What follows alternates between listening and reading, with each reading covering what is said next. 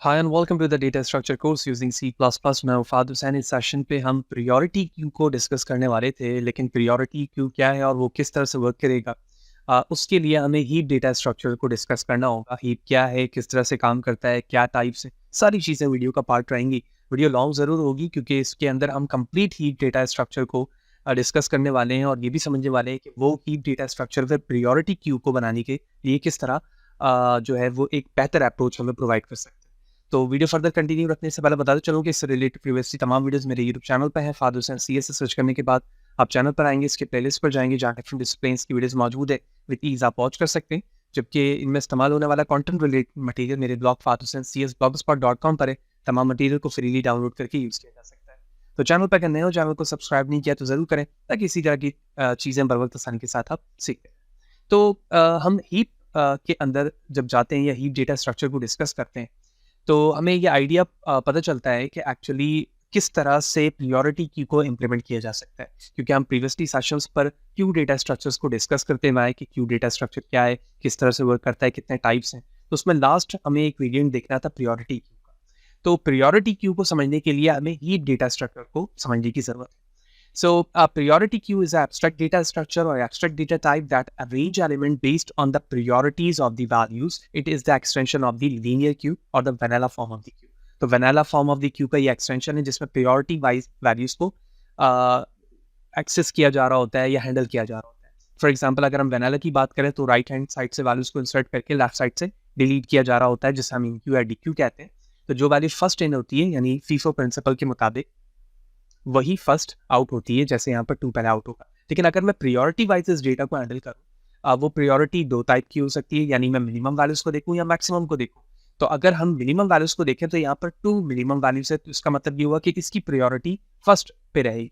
लेकिन इसी चीज को अगर मैं इनवर्स ऑर्डर में मैक्सिमम नंबर्स की प्रियोरिटी पे देखूँ तो 11 वो नंबर है जो लास्ट में इन हो रहा है, लेकिन बेस्ड ऑन द प्रियोरिटी इसे पहले इंटरटेन किया जाएगा in a form of the dequeue. So that is all about the priority Q.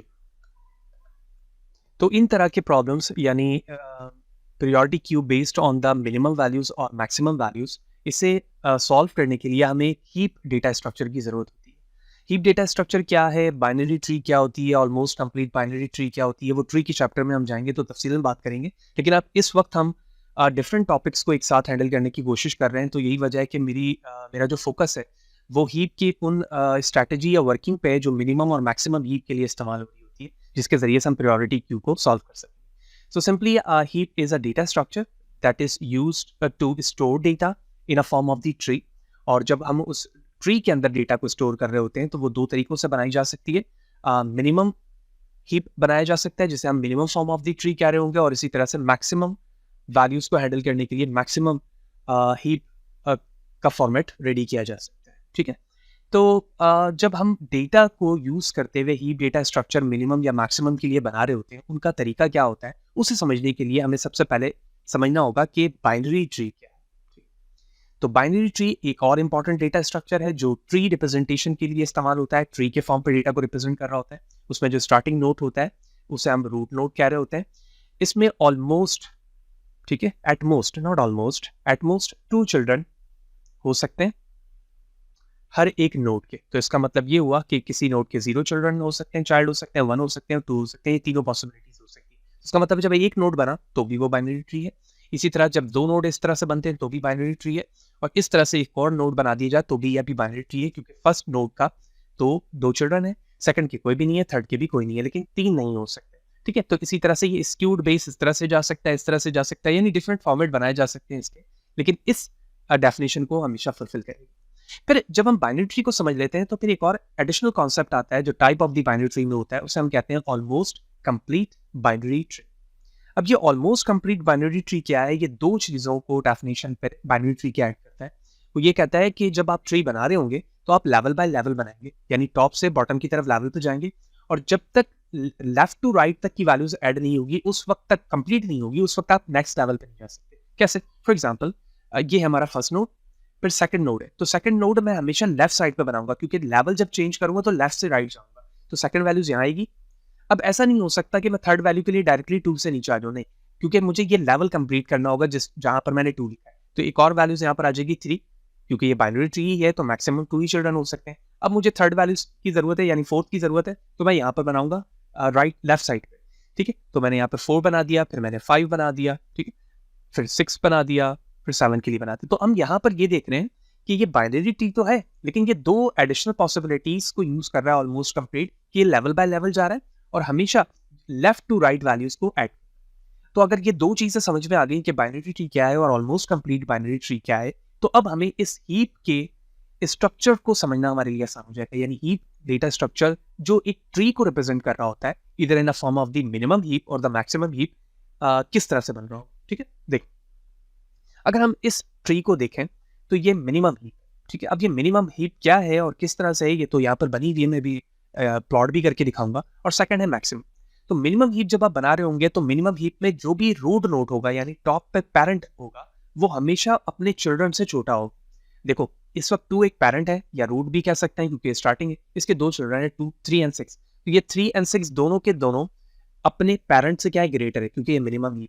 अब 3 को एज अ पेरेंट कंसीडर करो, 8 एंड 10 ये दोनों ही इससे ग्रेटर है। 6 को पेरेंट कंसीडर करो, 15 और 18 दोनों से ग्रेटर। और इसके नीचे क्योंकि कोई भी इसके चिल्ड्रन नहीं है तो ये लीफ नोड कहला रहे होते हैं। इसी को रिवर्स कर दो तो ये मैक्सी बन जाएगा। हमेशा पेरेंट ग्रेटर होगा अपने चिल्ड्रन से। 10 12 ग्रेटर है, 10 5 एंड 2 से ग्रेटर है, 12 1 एंड 6 से ग्रेटर।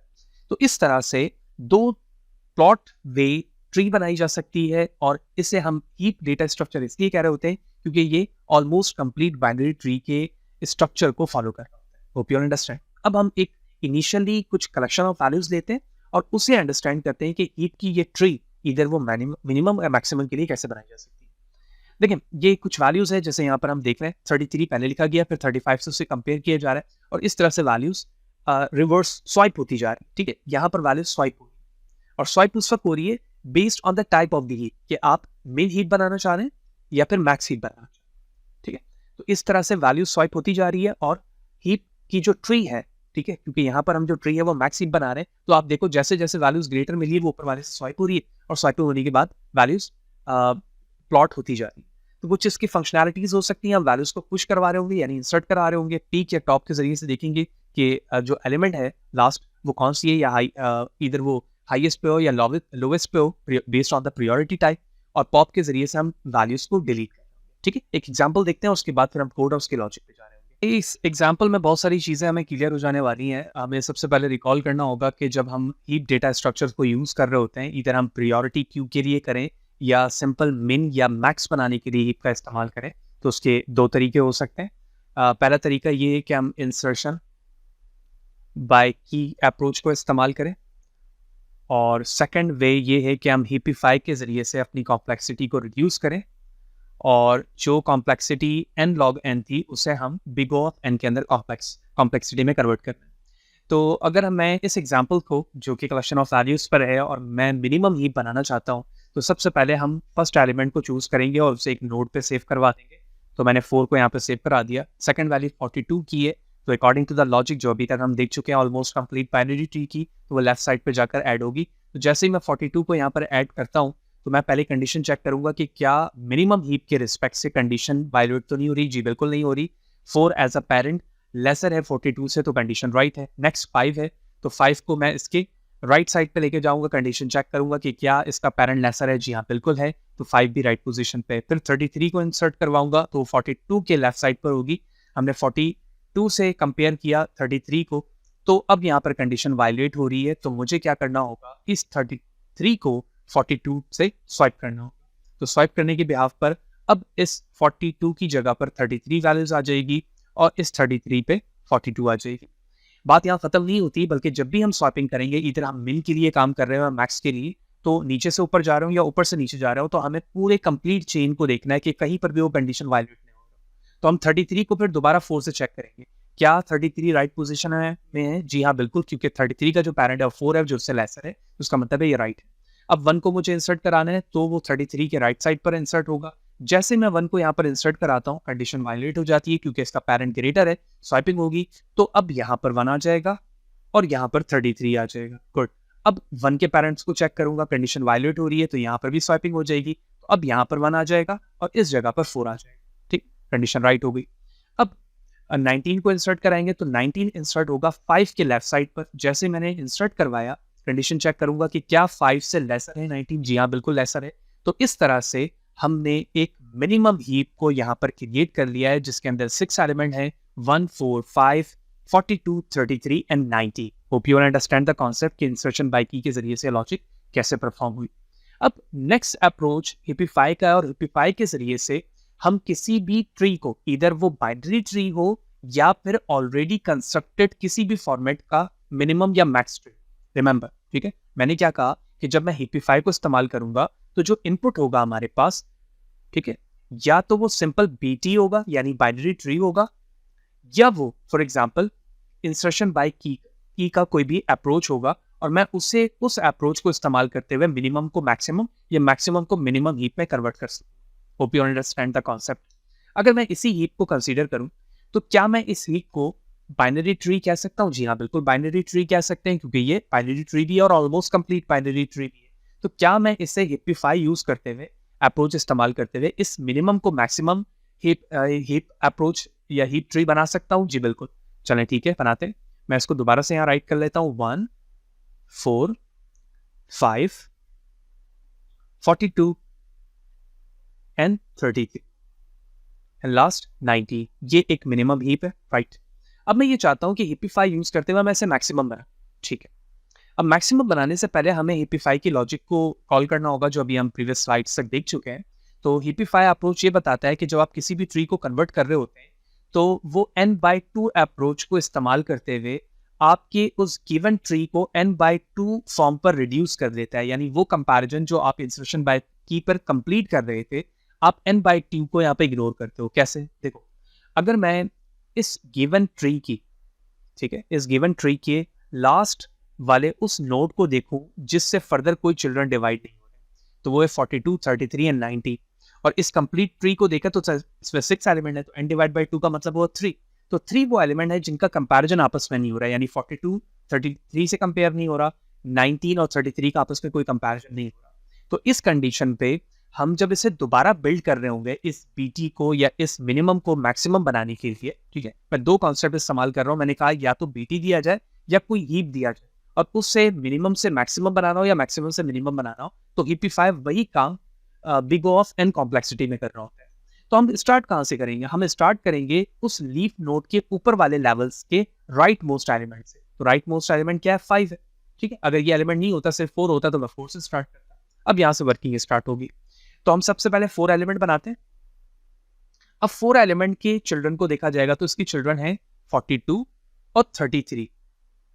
तो मुझे क्या बनाना है? इसे मैक्सिमम बनाना है, या फिर आप इस बी ट्री को कह लें कि मैं मैक्सिमम हीप ट्री बना रहा हूं। तो अब मुझे क्या करना होगा? इस 4 को 42 से कंपेयर करना होगा और जो भी ग्रेटर वैल्यू होगी वो इससे स्वाइप हो जाएगी। तो जैसे मैंने 4 को 42 से कंपेयर किया तो इसकी वैल्यूज 42 यहां पर आ गई और 4 यहां पर आ गए, ठीक। अब 42 को 33 से कंपेयर कर रहा हूं, क्या ये कंडीशन राइट है? जी बिल्कुल है। तो इसका मतलब ये हुआ कि 42, 4 एंड 33 के लिए पेरेंट बन गया है with respect to the maximum heap. Great. उसके बाद सॉरी मुझे पहले 5 के लिए करना था, है ना, तो 5 के लिए पहले कर लेते हैं क्योंकि मुझे राइट मोस्ट से स्टार्ट करना था। तो 5 को भी देख लेते हैं। 5 के लेफ्ट साइड पे सिर्फ 19 है, तो ये ऑलरेडी ही फॉल्स कंडीशन है। तो मुझे क्या करना होगा? यहाँ पर 19 लाना होगा और यहाँ पर इसे 5 कर देना होगा। That's great. उसके बाद हम 4 की तरफ आएंगे जो लॉजिक में बता चुका हूँ, ठीक है। तो अभी हम सिर्फ और सिर्फ इस लेवल पर थे और इस लेवल के जरिए से हमने नीचे वाले पार्ट को सॉल्व कर लिया। अब इसके ऊपर है पेरेंट जो कि क्या है? 1 पर है। अब उस 1 वाले पार्ट को हम लेफ्ट साइड से कंपेयर करेंगे, वो क्या है? 42। तो मुझे मैक्स बनाना है, तो 42 को मैं ऊपर लेकर चले जाऊंगा और 1 यहां पर आ जाएगा, ठीक है। 1 यहां पर जब आया तो अब मैं इसके नीचे वाले पार्ट को भी देखूंगा कि कंडीशन वायलेट तो नहीं हो रही। तो 1 को 4 से कंपेयर किया गया तो 4 वैल्यूज क्या है?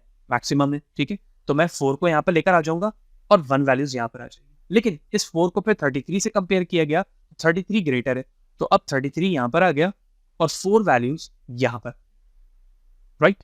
अब 42 को अगर मैं 9 से करूं तो वो ऑलरेडी राइट कंडीशन पर है। तो इसका मतलब ये हुआ कि by using the approach of the heapify we convert the complete tree or the heap tree or the binary tree in a form of the heap maximum heap by using the concept of the heapify giving the approach big O of n rotation। जबकि हम जब यही काम insertion by key के जरिए कर रहे थे तो वो n log n की complexity को यूज कर रहा था।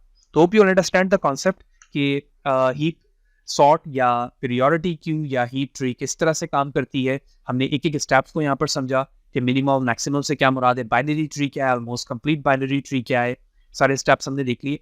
अब इन्हीं दोनों अप्रोच को, जो इंसर्शन बाय की और हिपिफाई की है, इसे हम कोड से समझते हैं। बहुत अच्छे तरीके से कोड से समझने के बिहाफ पर इस तरह की कोई भी प्रॉब्लम हो, इधर वो प्रायोरिटी क्यू हो जो हमने बिल्कुल स्टार्टिंग में देखा था वो हो, या मिनिमम हीप हो या मैक्सिमम हीप हो, या फिर हीप सॉर्ट हो, हम उससे भी परफॉर्म कर सकेंगे। ठीक है, तो अब मैं दोबारा से इसी कॉन्सेप्ट के साथ सॉर्टिंग टैक्टिक्स भी बता देता हूँ, यानी मैं डिलीट भी बता देता हूँ, ताकि हमें ये चीज़ समझना हमारे लिए मजीद आसान रहे। फिर उसके बाद हम कोड पे चलेंगे। देखें, अगर मैं इसी ट्री को कंसीडर करूं कि इधर मैं इस ट्री को भी कर सकता हूं डिलीट के लिए, मैं इसको कर लेता हूं जो हिपिफाई के जरिए से बनाया था, मैं ऐसा भी कर सकता हूं। अब मुझे क्या करना है, डेटा को ट्री जो हमने बनाई है मैक्सिमम या मिनिमम, उससे मुझे डेटा को डिलीट करना है, क्योंकि हम प्रायोरिटी क्यू को यहाँ पर डिस्कस कर रहे हैं फेस, तो यहाँ पर first in first out principle को यूज किया जाएगा। तो ये कंप्लीट ट्री है। इस कंप्लीट ट्री में सबसे पहला जो डेटा डिलीट किया जाएगा या पॉप किया जाएगा वो टॉप एलिमेंट पे। तो टॉप एलिमेंट पे इस वक्त क्या मौजूद है, 42। ठीक है, 42 को डिलीट किया हमने, पॉप किया, वो मैंने यहाँ लिख दिया। ठीक है, जैसे ही हम डिलीट करेंगे तो इस ट्री का जो सबसे लास्ट नोड होगा राइट मोस्ट, उससे उसकी वैल्यू स्वाइप हो जाएगी। 42 को मैं लिख चुका हूं, अब मैं 5 को इस 42 की जगह पर स्वाइप कर दूंगा, तो अब यहाँ पर क्या आ जाएगा, 5। ठीक, जैसे यहाँ पर 5 लिखा गया तो अब 5 के लॉजिक के मुताबिक स्वाइपिंग होगी और देखा जाएगा कि मैक्सिमम ट्री दोबारा से बिल्ड करो, क्योंकि जब मैक्सिमम ट्री बनेगी तो फिर जो सेकंड हाईएस्ट वैल्यूज होगी वो 5 की जगह ले लेगी। कैसे, मैंने 5 को 33 से कंपेयर किया, यहाँ पर 33 वैल्यूज आ गई और 5 यहाँ पर चला गया। ठीक है, अब 33 को मैं 19 से करता हूँ तो कंडीशन फॉल्स है, तो 33 अपनी राइट पोजीशन पे। अब मैं 5 को नीचे चेक करता हूँ 1 और 4 से, कंडीशन राइट है, यानी मजीद स्वाइपिंग पॉसिबल नहीं। अब मैं 33 को स्वाइप करता हूँ या फिर पॉप करता हूँ, 33 वैल्यूज यहाँ पर आ गई। अब राइट मोस्ट वैल्यूज क्या है, 4 है, 4 को यहाँ से मैंने डिलीट किया और यहाँ पर लिख दिया। ठीक है, 4 को कंपेयर किया 5 से और 9 से, तो जब हम 5 से कंपेयर करेंगे तो यकीनी तौर पर वैल्यूज 5 से स्वाइप होकर यहाँ पर 4 आ जाएगा और यहाँ पर 5 आ जाएगा। फिर 5 को 19 से किया तो ये जो 19 वैल्यूज थी वो टॉप पर आ गई और 5 यहाँ पर आ गया। बाकी कंडीशन बिल्कुल सही है। 19 को पॉप करूंगा, 19 वैल्यूज आ गई। अब यहाँ पर राइट मोस्ट वैल्यूज क्या है, 1 है, तो 1 को हम यहाँ पर लेके गए, 1 को फिर चेक किया गया स्वाइप, तो 5 आ जाएगा ऊपर और 1 यहाँ पर आ जाएगा। राइट, सेम लॉजिक के साथ 5 को पॉप किया जाएगा, 5 वैल्यूज आ गई। फिर राइट मोस्ट वैल्यूज 1 है, 1 ऊपर जाएगी, उसी लॉजिक के मुताबिक चेंज होगा कोड, फिर उसके बाद 4 आ जाएगा, 4 के बाद 1 आ जाएगा, और इस तरह से हमने तमाम वैल्यूज को पॉप कर लिया। तो लॉजिक वही इस्तेमाल हुई फीफो की, हर दफा जब टॉप की वैल्यूज को पॉप किया जा रहा है तो लास्ट में जो आपके नोड मौजूद है यानी राइट मोस्ट वैल्यूज, उससे स्वाइप किया जा रहा है और उसके बाद कंटिन्यूसली ये प्रोसेस किया जा रहा है। और एट लास्ट हम देखते हैं कि जब आप मैक्स ट्री बनाते हो या मैक्स हीप बनाते हो तो ट्री लिख दो या फिर आप हीप लिख दो, तो जब आप वैल्यूज को पॉप करते हो या डिलीट करते हो, ठीक है, पॉप करते हो या फिर डिलीट करते हो, तो आपका जो डेटा आता है वो सॉर्टेड फॉर्म पर डिसेंडिंग ऑर्डर में आता है, रिमेंबर। और इसी डेटा को जब आप मिन के जरिए से करोगे, मिन हीप के जरिए से करोगे, तो आपका डेटा जो सॉर्ट होगा वो असेंडिंग ऑर्डर में हो रहा। ठीक है, hope you understand the complete concept, the theory aspect with respect to the logics, with respect to the example. Hope you understand every aspect. Code पे चलते हैं और इसी चीज को वहां पर मजीद बेहतर तरीके से ड्राई रन करके समझते हैं। ओके जी, सबसे पहले हीप अंडरस्कोर 1 के नाम से फाइल है। लॉजिकली सबसे पहले हमने एक कोड बनाया जो कि इंसर्ट के नाम से। इस इंसर्ट फंक्शन की जिम्मेदारी ये है कि जैसे जैसे आप इसमें नंबर प्रोवाइड करते रहेंगे वो एक हीप क्रिएट करता रहेगा। ठीक है, हम मिनिमम के लिए बना रहे हैं, आप चाहे तो उसी कोड को रिवर्स में जहाँ ग्रेटर है वहाँ लेस देन का साइन लिखकर मैक्सिमम बना सकते हैं। हमने एक वैल्यूज प्रोवाइड की, जैसे मैं वैल्यू प्रोवाइड करूंगा तो हीप जो मेरे पास एक वेक्टर फॉर्म पर कलेक्शन ऑफ लिस्ट है उसके लास्ट इंडेक्स पर जाकर वो वैल्यूज सेव हो जाएगी। ये जो पुश अंडरस्कोर की बैक है ये हीप के लास्ट में जाके डेटा को स्टोर करेगा, और जो हीप वेरिएबल है यहाँ पर वो एक्चुअली वेक्टर टाइप है, इंटीजर वेक्टर। ठीक है, जब वो वैल्यूज उसमें चले जाएगी तो हीपिफाई एक फंक्शन मैंने ऊपर बनाया है, वो हीप के साइज में से -1 करेगा और उसमें एज अ इनपुट पास हो जाएगा। तो जब मैंने पहली वैल्यू पास की तो वो हीप में जाकर स्टोर हो गई हीप फैक्टर में। तो इस वक्त हीप का साइज क्या है, हीप का साइज है 1, 1 - 1 करूंगा तो 0। तो हीपिफायर अब फंक्शन में जो इंडेक्स वैल्यूज या पहली वैल्यू पास हुई है वो इस वक्त 0, रिमेंबर। ठीक है, कि हमारा हो गया पहला फंक्शन। अब मुझे हीपिफाई अप पे जाना होगा, ये इंसर्शन बाय की लॉजिक है। अब यहाँ पर हीपिफाई अप पे इंडेक्स की वैल्यूज पास हो गई 0, फिर मैंने पेरेंट के एक वेरिएबल बनाया हुआ है, ये क्या कर रहा है 0 - 1 डिवाइड बाय 2 कर रहा है, तो इसका मतलब ये हुआ कि पेरेंट के अंदर 0 या नेगेटिव वैल्यूज आ चुकी है। तो पहले चेक किया जाएगा कि क्या इंडेक्स की वैल्यू ग्रेटर देन 0 है, नहीं, इंडेक्स की वैल्यूज 0 है, तो इसका मतलब ये हुआ कि कंडीशन यहाँ पर फॉल्स हो गई, तो मुझे ये आगे वाले पार्ट को देखने की जरूरत ही नहीं है और मैं इस बॉडी के अंदर भी नहीं आऊंगा, पहली वैल्यू इंसर्ट हो चुकी है। सेकंड वैल्यूज इंसर्ट कराता हूँ, वो भी लास्ट में जाकर सेव हुई। अब हीप की वैल्यूज की क्वांटिटी हो गई साइज 2, 2 - 1 किया तो अब यहाँ पर वैल्यूज आ गई 1। अब नेक्स्ट पार्ट में जब इंसर्ट वैल्यूज हो रही है वो इंडेक्स 1 प्रोवाइड हो रही है, 1 में से 1 सब्ट्रैक्ट किया तो वैल्यू 0 हो गई, पेरेंट की वैल्यू 0 है, इंडेक्स की वैल्यू 1 है। क्या इंडेक्स की वैल्यू ग्रेटर देन 0 है? जी हाँ है।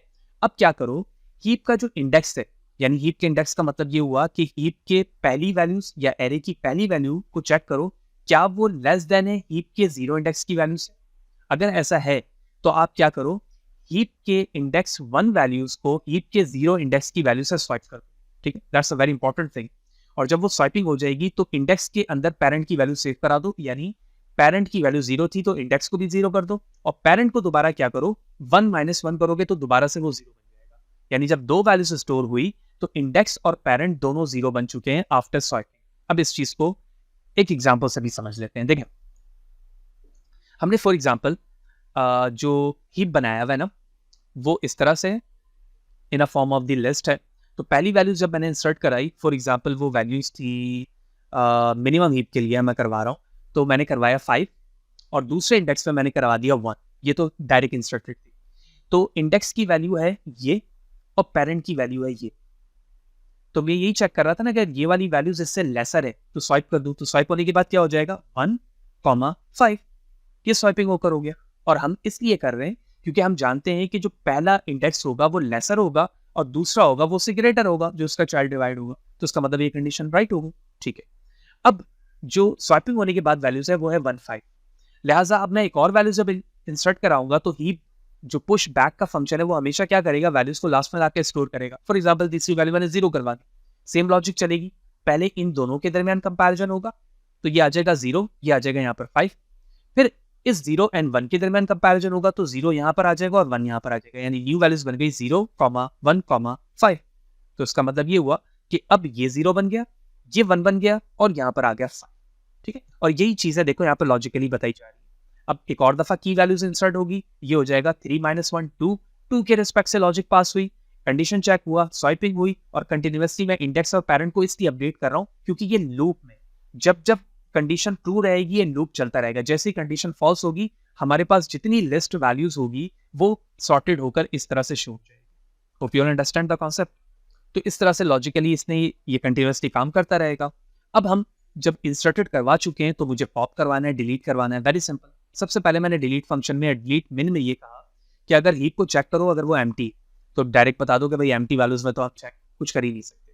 उसके बाद मैंने क्या कहा कि जो भी मिनिमम वैल्यूज होगी वो यकीनी तौर पे इंडेक्स नंबर 0 पे होगी, और आप यहाँ पे देख लो मिनिमम वैल्यूज कहाँ पर मौजूद है, इंडेक्स नंबर 0 पे। सॉर्टिंग करने के बाद स्टार्टिंग पे ला चुके हैं, तो पहले इंडेक्स की वैल्यूज को मिनिमम वैल्यूज पे लाओ और क्या करो, हीप के बैक पे जाओ। हीप के बैक का मतलब ये होता है कि जो लास्ट वैल्यूज है उस लास्ट वैल्यू को लाके पहले वाले इंडेक्स पे स्टोर कर दो।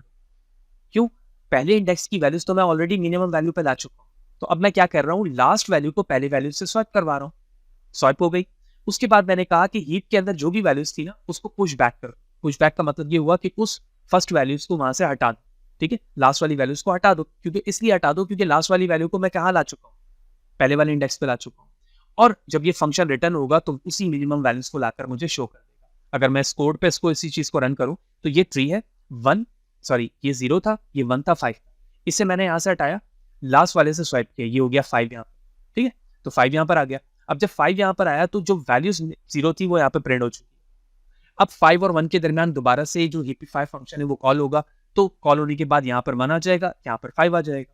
अब मैं इस 1 को डिलीट करूंगा तो ये बाहर आ जाएगा, 5 वैल्यू से स्वाइप हो जाएगा और लास्ट में 5 आ जाएगा क्योंकि उसके फर्दर कोई भी वैल्यूज नहीं। तो जब मैंने पॉप किया तो 0, 1, 5 के फॉर्म पर ये वैल्यूज प्रिंट हो गई, right. Hope you understand the concept. ये बेस लॉजिक है, ये आपको बहुत अच्छी तरीके से आना चाहिए। टॉप पर मैंने वेक्टर बनाया हुआ है जिसका नाम मैंने हीप रखा हुआ है, यही वजह कि मैं बार बार हर जगह हीप लिख रहा हूँ। दोनों काम यहाँ पर कर लिए सिंपल। उसके बाद प्रिंट हीप का मतलब ये है कि मैं उसको ट्रैवर्स कर रहा हूँ। बीन पे जाकर मैंने हीप का जो क्लास है उसका ऑब्जेक्ट बनाया, कुछ वैल्यूज मैंने इंसर्ट कराई, उनको प्रिंट करवाया, और उसके बाद कुछ वैल्यूज को, सिंगल वैल्यूज को मैं डिलीट कर रहा हूँ और उसके बाद दोबारा प्रिंट करा रहा हूँ ताकि लॉजिकली मुझे समझ में आ जाए कि मल्टीपल वैल्यूज इंसर्ट होने के बाद डिलीट कौन सी। सेव करूंगा, कोड को रन करते हैं एंड लेट मी चेक कि how does it work. Here it is, ये वैल्यूज है मिनिमम की वैल्यूज मैंने डिलीट की 1, यानी पहली डिलीट करूंगा, जब डिलीट करूंगा तो फीफो प्रिंसिपल के मुताबिक 1 होगा, तो 1 से वैल्यू जो स्वाइप होगी वो लास्ट वाली होगी। लास्ट में क्या है 10, देखो 10 यहाँ पर आ गई, बाकी रेस्ट ऑफ दी वैल्यूज वैसे ही। ठीक है, तो इस तरह से इसने प्रॉपर्ली वर्क किया और हमारी वैल्यूज यहाँ पर डिस्प्ले कर दिया। नेक्स्ट जो इंस्ट्रक्शन बाय की के बाद अप्रोच था वो हमारे पास हिपिफाई है। हिपिफाई में सेम लॉजिक इस्तेमाल हो रही है। देखो हिपिफाई अप का फंक्शन है, सेम जो अभी हमने प्रीवियस में इस्तेमाल किया। ठीक है, उसके नीचे यहाँ पर इंसर्ट का फंक्शन है, डिलीट का फंक्शन है, बिल्कुल वही जो अभी हमने देखा था। सिर्फ यहाँ पर जो फंक्शन चेंज हो रहा है हिपिफाई के लिए वो हिपिफाई डाउन। हिपिफाई डाउन इसलिए हो रहा है क्योंकि हम जब हिपिफाई फंक्शन का इस्तेमाल करते हैं तो हमने वहां पर देखा था कि हम की के दोनों पैरेंट को चेक कर रहे होते हैं लीफ से ऊपर जो वैल्यूज थी। हमने यही देखा कि लीफ से ऊपर जो पार्ट है, यहाँ पे हमने यही चीजें देखी थी कि लीफ के ऊपर जो पार्ट मौजूद था उसे हम सिर्फ कंसीडर करके चेक कर रहे थे कि क्या वो अपने चिल्ड्रन के मुताबिक राइट पोजीशन पे है या फिर नहीं। लिहाजा इस डाउन पोजीशन को चेक करने के लिए मैंने हिपिफाई डाउन का फंक्शन बनाया हुआ है। ठीक है, इसमें 3 वेरिएबल इस्तेमाल हो रहे हैं, लेफ्ट चाइल्ड, राइट चाइल्ड और स्मॉलेस्ट चाइल्ड। फिर हमने वाइल कंडीशन पे, ट्रू कंडीशन पे देखते हुए कहा कि जब तक वाइल ट्रू है वो इस लॉजिक के मुताबिक तीनों वेरिएबल को एंटरटेन करेगा। सबसे पहले मैंने लेफ्ट चाइल्ड को चेक किया कि क्या वो हीप के साइज से लेसर है, और साथ ही साथ ये भी चेक करो कि हीप का लेफ्ट चिल्ड्रन क्या लेस देन है उसके स्मॉलेस्ट चिल्ड्रन से। अगर दोनों कंडीशन ट्रू है तो स्मॉलेस्ट चाइल्ड के अंदर लेफ्ट चाइल्ड की वैल्यू लेकर आ जाओ। ठीक है, इसी के ऑपोजिट मैंने राइट चिल्ड्रन के अंदर ये लॉजिक इस्तेमाल कर ली, यानी पहले लेफ्ट को एंटरटेन किया और फिर मैंने राइट के लॉजिक पे वही काम कर लिया। जब ये दोनों चीजें चेक हो गई तो अब ये चेक करा रहा हूँ कि क्या स्मॉलेस्ट चाइल्ड इंडेक्स के बराबर तो नहीं, यानी मैं जिस लेवल पे मौजूद हूँ उसी इंडेक्स के सेम वैल्यूज जो है वो स्मॉलेस्ट चिल्ड्रन में भी आ गई। अगर ऐसा है तो कंडीशन वायलेट हो जाएगी, यहीं से ब्रेक कर जाओ। तो उसका मतलब ये हुआ कि जिस जगह पर वैल्यूज मौजूद है वही राइट है, मुझे मजीद स्वैपिंग की जरूरत नहीं। जहां पर स्वैपिंग की जरूरत होगी वो ये कंडीशन।